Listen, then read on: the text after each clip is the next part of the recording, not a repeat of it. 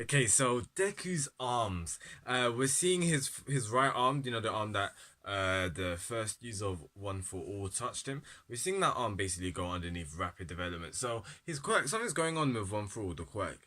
The first thing I got when I first read this chapter was just like, this looks very like this looks a lot like Venom. You know when Venom moves his arms and all that kind of stuff, like it's like gooey kind of substance how it just shoots out of him. That's what it really reminded me of. I want to know one thing.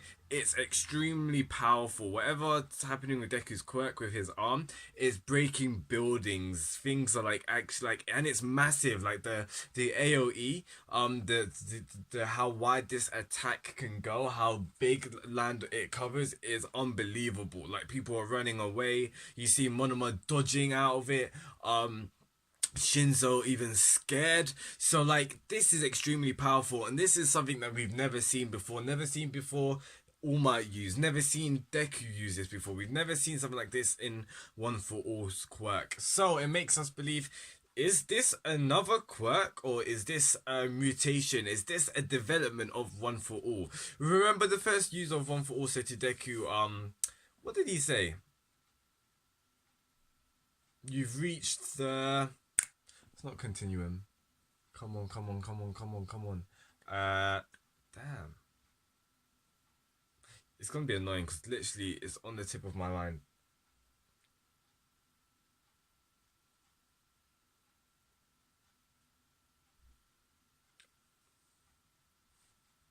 I don't know. I'm gonna remember it obviously when I finish the video because that's how it always happens. But like remember what the first use of One for All said to Deku. You've reached the so and it's the sense of how every it's this is something unprecedented. Something else is gonna happen. And you know how quirk singularity. Oh my gosh. Okay. And it's a sense of how you know that Deku being the ninth user of One for All, what's happening is something unprecedented. The quirks mutating and all that kind of stuff. So it begs us to think: is this a quirk from the previous user of One for All? And what's interesting to note is Deku can't control himself. So who's controlling Deku right now? Like, is it the quirk? And if so, it's definitely the previous users of One for All. So they controlling Deku. We don't know why, for what reason. It got to do with the exchange that they had when the first user of One for All touched Deku? Did that trigger something? I have no clue, but it's something to talk about and ask ourselves. So aside from that, this chapter was pretty awesome. Other than that, Uraraka comes in at the end being a hero, and how cool is it that Deku, the one that saves people, is now the one getting saved? Isn't that really interesting to see?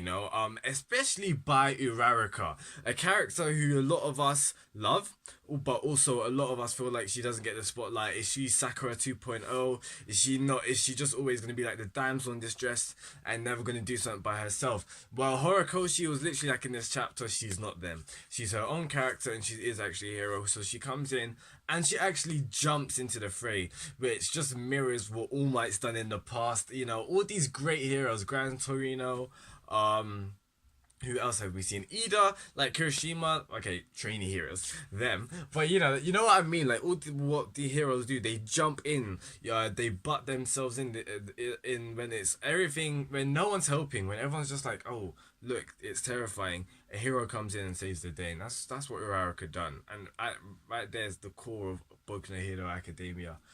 So it's really awesome to see her doing that. I really wonder what she's got up her sleeve though. In this sense, like, what do you think? What's she planning? She calls out to Shinzo at the end of the chapter, making us think: is she gonna tell Shinzo to brainwash Deku and make him freeze, or make him deactivate his quirk? I don't think that's gonna work because it's Deku's not the one that turned this whatever's happening, not the one that turned it on. So how can Deku turn off something that he has no control of? So really and truly, this chapter's kind of mad because for one, we're seeing new developments. Part of me hopes let this be a new quirk, or if not, the thing is though, there's the argument of if it's quirks of the past users, then Deku continually has to go and learn and train from each other one. And does that not just seem long-winded? I think that's a question to ask. But if not that, and it's just another development of the quirk, One for All, something that we've never seen because of the singularity. that's what may be actually the singularity in the sense. So all the previous quirks of all the users, maybe it melds into one, and it's becoming this whole entire new all for one, one for all. Sorry, one for all quirk. That'd be pretty interesting to see. I think I would really like that. But it's really cool, and it's kind of heartbreaking in the sense as well. It feels like we're taking, like one step forward and two steps back in a sense, because Deku's done so much for his quirk. He's trained it so much. He's even got respected from his peers. Like, they've seen Deku and he's like, yeah, Deku's strong. They did it in this very like arc. I think it was last chapter, the chapter before, they were like, Deku's the one that we need to look out for. He's like Bakugo, one of the strongest in Class A or something like that. That's what they said, Class B. So Deku's gotten to the point where like everyone sees him as, okay, he's controlled his quirk. He's not a liability anymore. He's not a danger to himself or others. But now that this is happening, it's just like everything's gone out the window. So it seems like all that hard work is all for naught. And it's very emotional actually, because Deku's just like, I don't want to worry anyone, and like you see the boy's pain and struggles. We've been with him since day one, the start of this series, and it really feels like we're back at the drawing board again, back to square one. So you know what, I think it's interesting that Horikoshi did that. It's quite a lot of guts to do something like that in the story. Because normally in stories it's always like we're going from glory to glory, like, increasing progression and all that kind of stuff. But like something this kind of hard hitting, it's like not really the equivalent, but like, when a sportsman gets an injury or something like that and they can never play, something akin to that. Like, you've worked so hard and then this is taking you back a bit. So I'm really intrigued, not saying that Deku's out of the game, but you it was a loose analogy, but you guys got my thought. You guys got my school of thought. So it'll be interesting to see what's gonna happen. But what are the ramifications of this? What's gonna happen? Because Isaiah Sensei is now seeing Deku once again not being able to control his quirk. So what's gonna happen? Is his provisional license gonna get revoked? Is he gonna get, I don't know, gonna be taken for supplementary training lessons, or who knows? But it seems like Isaiah Sensei is gonna have to find out the truth about what is wrong with Deku's quirk, or like what's all the news about his quirk. Why does he have to go through so much effort for him to realize this wasn't his quirk at all? He was quirkless and it was inherited. So I feel like Isaiah Sensei is gonna find out everything. All Might's really gonna tell him. It's kind of sad as well. It went right over my head, but the fact that All Might was screaming out to Isaiah Sensei like, please save him, because All Might can't do anything. He has no quirk. He's powerless to even save his own pupil, which is quite sad as well. So yeah, this chapter, even though it was quite short, 13 pages, a lot was happening. So guys, please tell me your thoughts in the comments below, what you think about Deku's quirk. Is this something from All For One? To be honest, I don't really think about that, because I know a lot of people are saying it, but my thought is just like, what can All For One be doing to control Deku? Do you know what I mean? And at first I thought it really reminded me of like his Black Lightning kind of quirk that All For One was using when he fought All Might, but it's now not the same.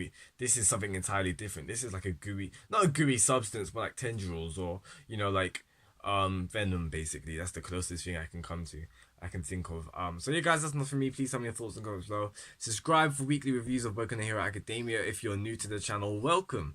And I'll see you next week. Nah, I'm not gonna see you next week. We're on a break, flip. Happy holidays, Merry Christmas, and all of that lovely stuff. Yeah, this is kind of a cool chapter to end 2018 on. It's annoying that's the cliffhanger, but it is what it is. Peace out guys, goodbye.